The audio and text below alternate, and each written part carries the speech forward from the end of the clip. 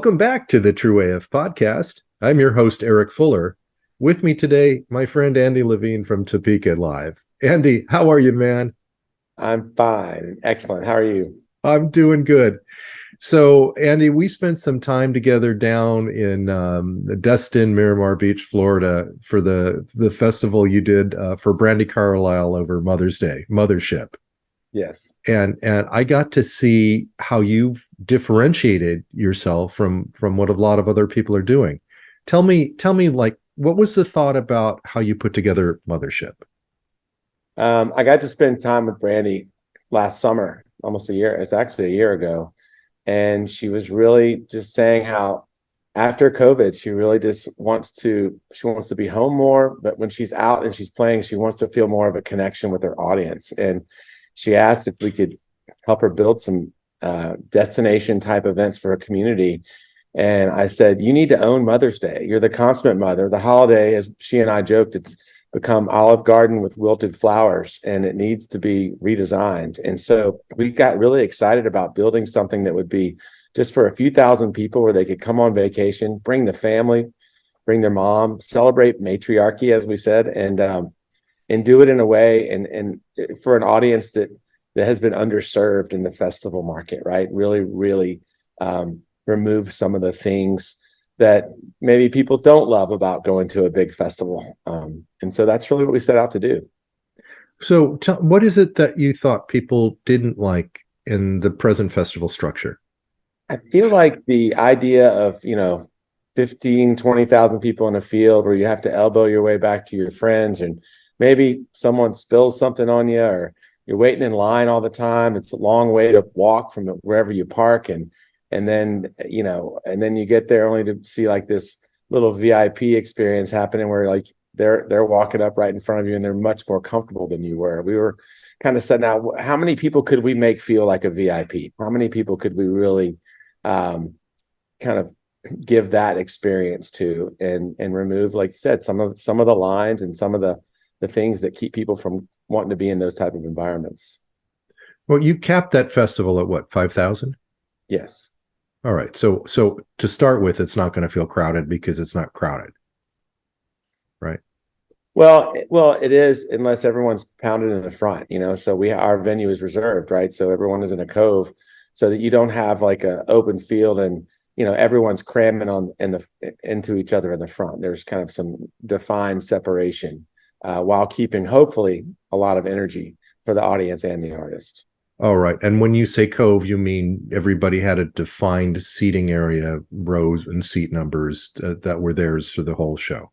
Yeah, and it was kind of roped off, so they had not just their own seats, but they had like their own kind of space, right? So this, as people will call them, pods, we call them coves, and it's like your own little kind of home base. Well, I was there, so I saw it, and the cove means that you hammered 4 substantial wooden stakes into the ground and threaded a rope between them, which seemed like an enormous pain to have to do. It is. I still have blisters. Well, you're supposed to get a guy, Andy. I can't resist it. Anything like that that's being done, I just can't resist getting a chance to learn from it.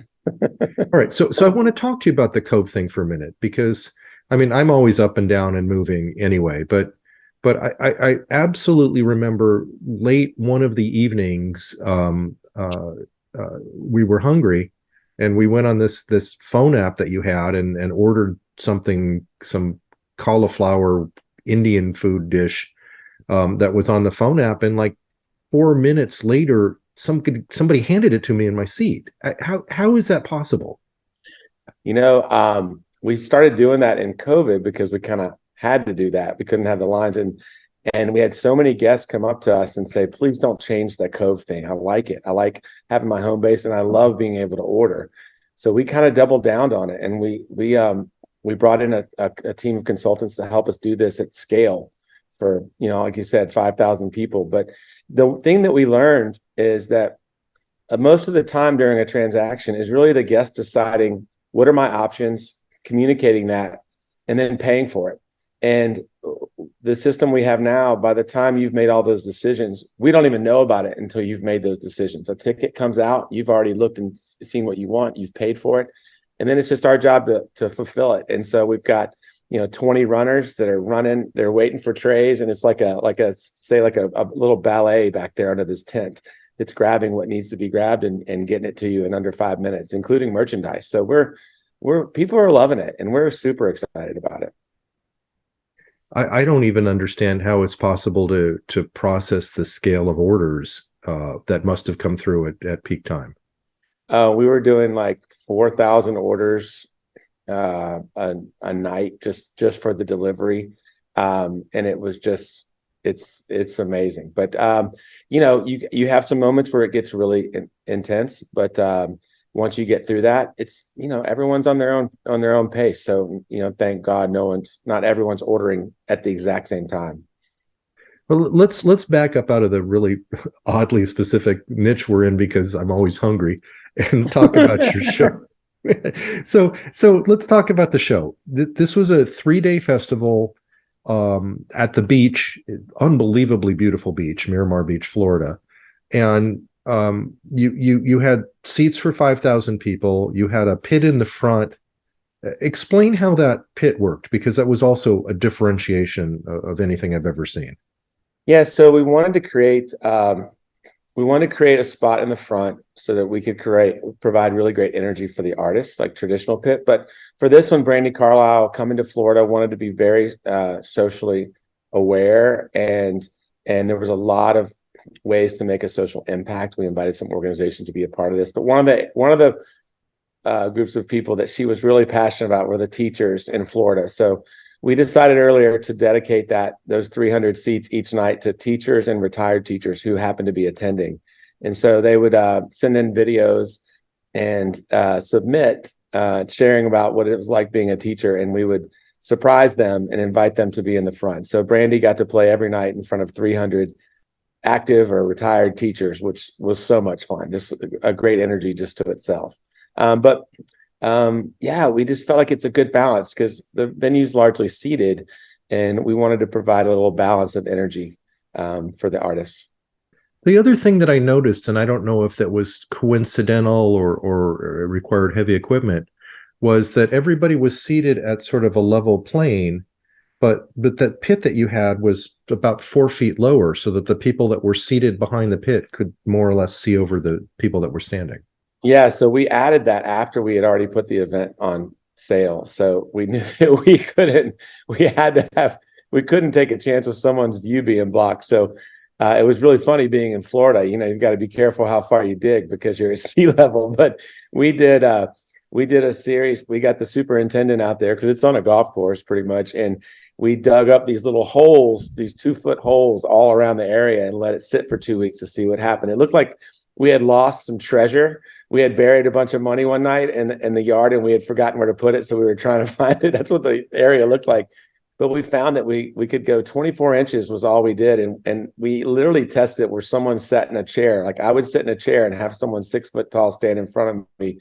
And we just kept digging down until that was not going to interfere with your sight line. But it ends up being about 24 inches that's the number if you're wondering. But we dug it out with a bulldozer and then just put some turf down there.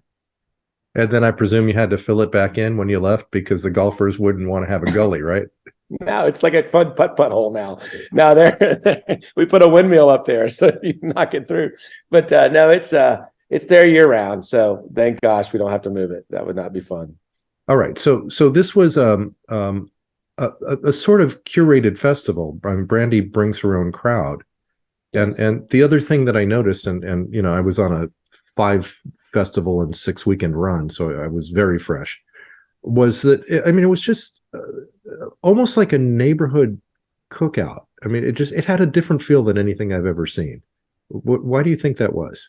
Well, I think Brandi Carlile is. I've never seen anyone be a master conductor and curator and just of community and of all the things, the way you need to feel like you're on vacation and you're safe and you belong. I mean, she's just a natural, and all we were trying to do was just run with her and try to meet that expectation and set the stage from the time they made their reservation, I mean, guests are texting us in real time and we're getting back in under 2 minutes year round, any question you have. And it's just kind of what we're trying to do so that by the time people get there and they see how much we've prepared for them and Brandy has prepared for them and been excited to see them, you just feel like everyone's shoulders go down and they feel like, okay, this is great. And I look around, I'm also surrounded by people who I have a lot in common with. And so, Brandy's doing it from the stage and we're doing it from the everywhere else, trying to really meet in the middle where people feel like this is a great place to like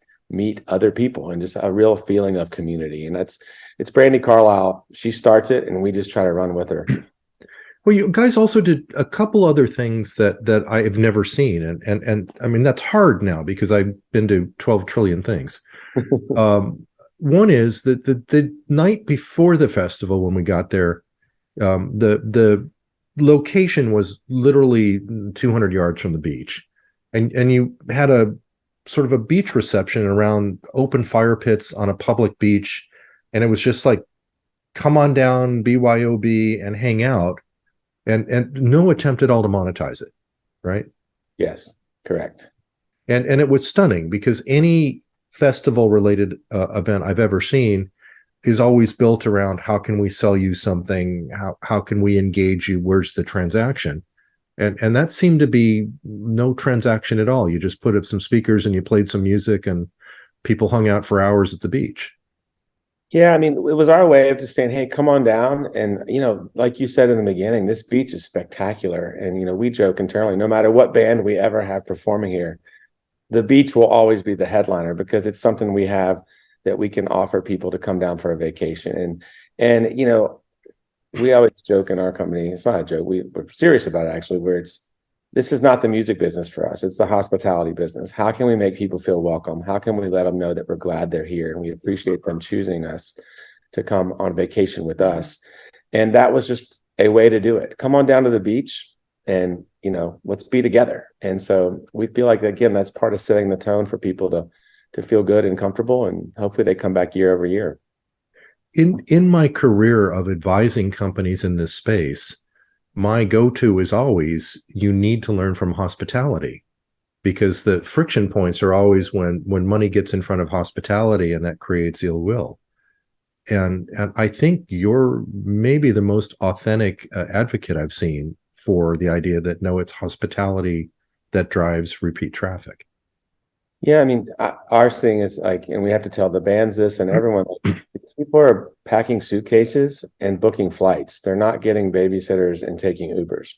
And it's a big expectation. If you were to put yourself in their own shoes, like, I got to feel good that if I'm going to pack my bags and leave the comforts at home, that I'm going to feel as much like I do at home or better when I go here. And so we're really taking that approach and trying to look at every single checkpoint that you may experience and try to be there with you to help guide you through or welcome you or get you back on track if something's, things happen. If you're lost, confused, or frustrated, we want to try to get you back on track.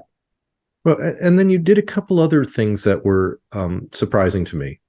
I remember, I think it was on Saturday, you had something called Brandy OK on the beach, which I assumed would be that you would be playing tracks of Brandy music and let people try and sing her songs.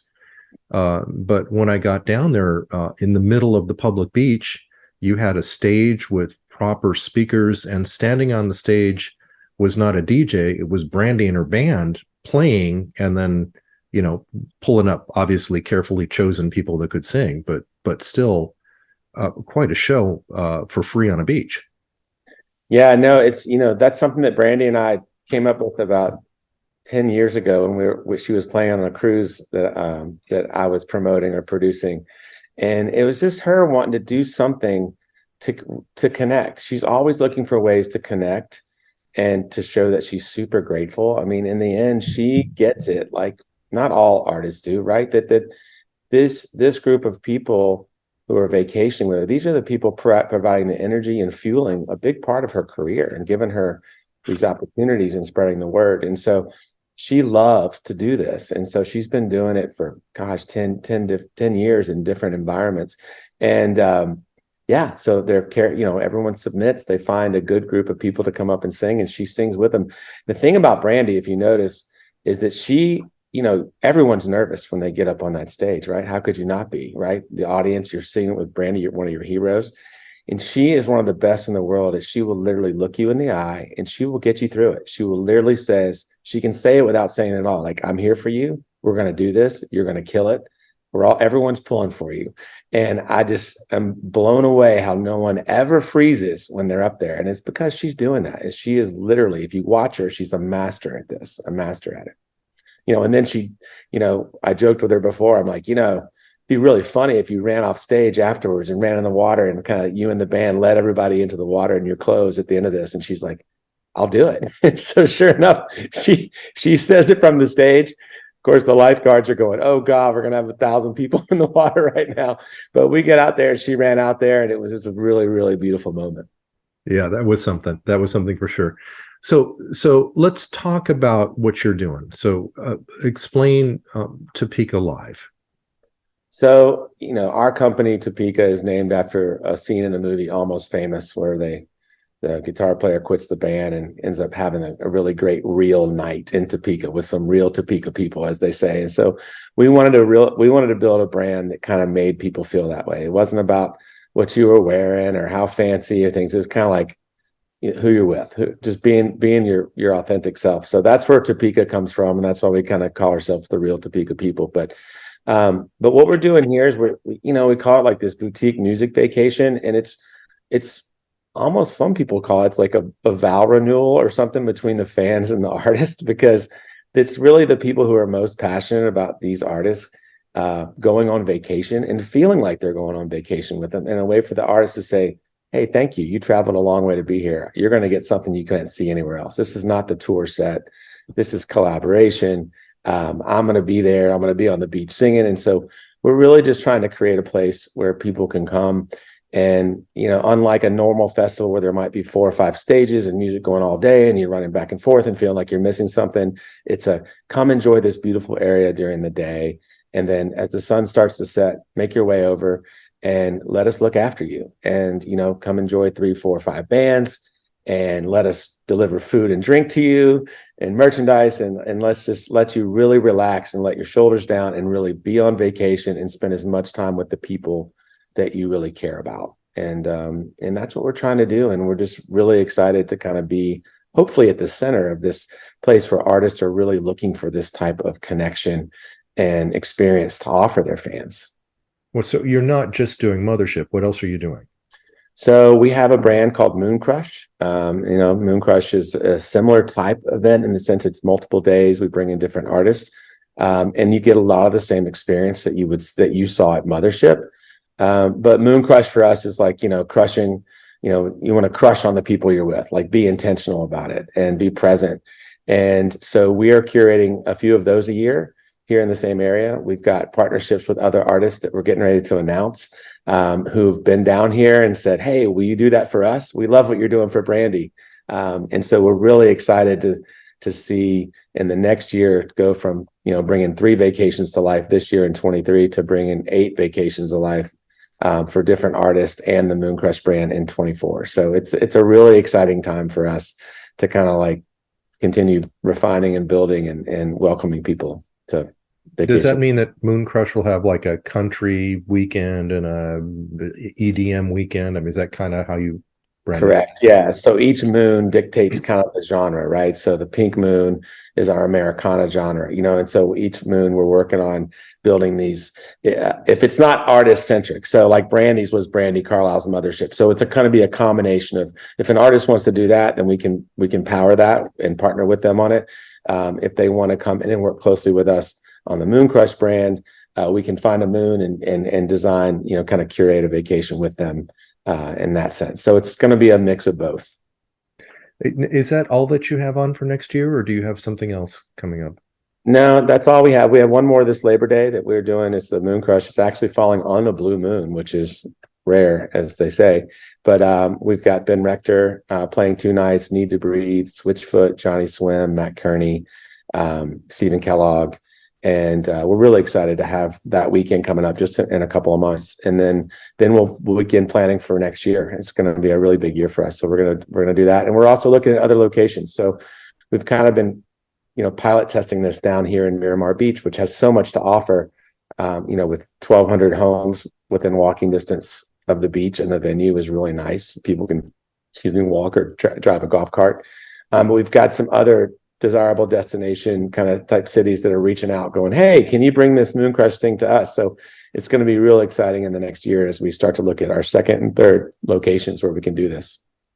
It's an interesting concept. I mean, it's intimate, and I think that intimacy creates a desire to repeat. You don't go home and feel like you've been body checked for 3 days.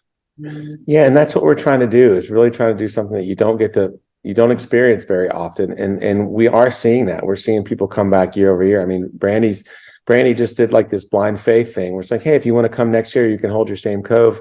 And she's got, almost 3,000 people that have done that in the last 4 weeks, who are saying, "Hey, I get it. You showed me what it's about. I'm coming back." And they want more. They're bringing more. They're bringing friends with them. And we love seeing that. There's no better honor than when someone comes back and brings people with them for us. So, now, I know before this, you were doing something similar on board ships. Why don't you tell me what that looked like?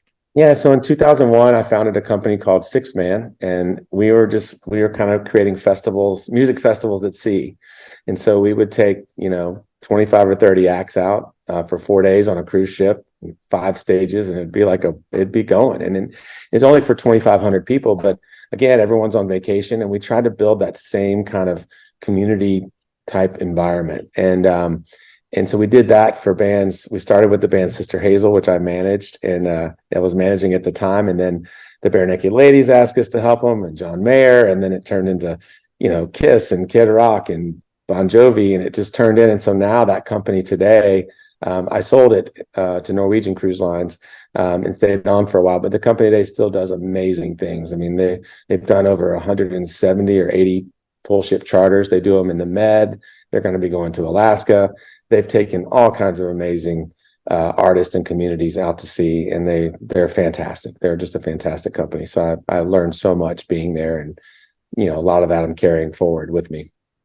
Were those events things that played off like the mothership, where you had the day to run around the port you were at, and then the concert played at night, or was it going all the time? So it was going all the time. So on this cruise, you have sea days where you don't stop anywhere. You're just at sea all day. And those were just like music all day. Like it's 5 or 6 stages. It's just, all the bands are playing 3 times over the course of 4 days. And then we have port days where we would stop in Jamaica or Cozumel. And that's kind of what inspired what we're doing now. Is the port days I love, because people got to kind of ease into the day, go spend a few hours off at the beach or exploring the area, and then they would come back. Everyone got back on the ship around 4 or 5, and it started right back up. And so we're just trying to kind of like, what we're doing now is very similar to those kind of port days, not as intense. And our audience is older. We're seeing like, mid 30s to mid 60s, early 70s coming out. These are adults, and they're excited about having a really kind of a chill day, and then come on out and have a fun night. Well, I think that's a good balance. I mean, there's a point at which, getting to the 9th or 10th act of the day, you can't absorb it. It's too much. Yeah, I was going to ask you about that, because you go to these festivals, and like that was been my experience when I would go to Bonnaroo. It's a fantastic. I mean, these things are so well run, and I'm just blown away by the logistics they do to create these cities. But like, there's fatigue for me at the end of the day, or if you're, running, you feel like you're missing something, those kind of things. So we're trying to like, offer something a little bit different. But I was curious, how is that for you? Has that been your experience when you're trying to see so many bands in one day? I think the reason that I reacted so positively to what you put on was that I came down to see you having just been at Coachella Weekend 1, Coachella Weekend 2, and Stagecoach, which is, all on a massive footprint of the El Dorado Polo Club. And those were long days. And I want to see everybody. I want to do everything. Right. I never can get to it. And so I'm out there for 7, 8, 9 hours. And, my Apple phone is questioning me because it says you walk 200,000 steps instead of 4. What's going on? Something's wrong. And yeah, at the end of it, the third day, always at the festivals, the third day, there's a noticeable slump in energy because you've just had this sonic assault, voluntarily, but it's just Yeah. been coming at you for a lot of sound and vibration for consistently hours and hours and hours. And you just want to go home and lay down with a pillow over your head for 2 days. We're trying to get you right up to that point. We don't want you to get there, but we want to get you right up to that point. Well, We find you made me perfect. lazy because I could just sit down and somebody would bring me a snack. Hey, that's what we want. If we could put bathrooms in the coves, we'd do it. So you never have to leave. But that's going to be something we're going to have to take some time to think about. I don't know. Clearly, you can dig down 24 inches. The little thing that'd be funny. Little bidets. We have little bidets there. It's yeah. It's good. We're lucky. I mean, we're a small company, and we, like you said, I know we talked about this new together, but like, just you've seen a lot of innovation in the industry that gives you new options. Like I think I told you our partner Tixer is great. Like we couldn't do a lot of this where people can actually come and see everything and pick out their condo and pick out their cove and then add a cooler, add all these different things, and now we're going to get to go back to this same audience of people and just click a button and say, would you like to reserve your same cove for next year? And so these are the things that we love, finding partners that are going to like help us offer this kind of concierge service. And we feel like we're operating the world's largest VIP section where everyone's a VIP, and we're going to see how many people can you make feel like a VIP, in one space, whether it's food or drink or just friendliness or no lines or air conditioned bathrooms or whatever it is. And so we're excited, and we're always looking for partners that will help us deliver that. It looked to me like you were building more than a festival. You were almost heading towards an all-inclusive vacation. And I think that's maybe the direction you're headed, where the package is the lodging, the festival, the transport back and forth, and you can just the decision is click here and you've got it all. We're going to go push it as far as we can. I mean, there's some natural challenges, but if we're going to start with the areas where we can do it, but yeah, that would be great because we all know this. People go on vacation, but that doesn't mean they're on vacation. You're not on vacation until you can really shut off that half of your brain that worries about, am I in the right place? Where do I go? Is that, what I mean? Like, what about that? We're having to worry about this. And that's I think what the cruise ship and inclusives do really well. There's really like, hey, we got it. We got you, man. You can just actually go to your caveman brain. Let your caveman brain come on, because you can just be relaxed. Well, I mean, in some ways, it's like the Club Med model. I mean, once you're there, you're just there. There's nothing else to do. Yeah. Do whatever you want. They've got you.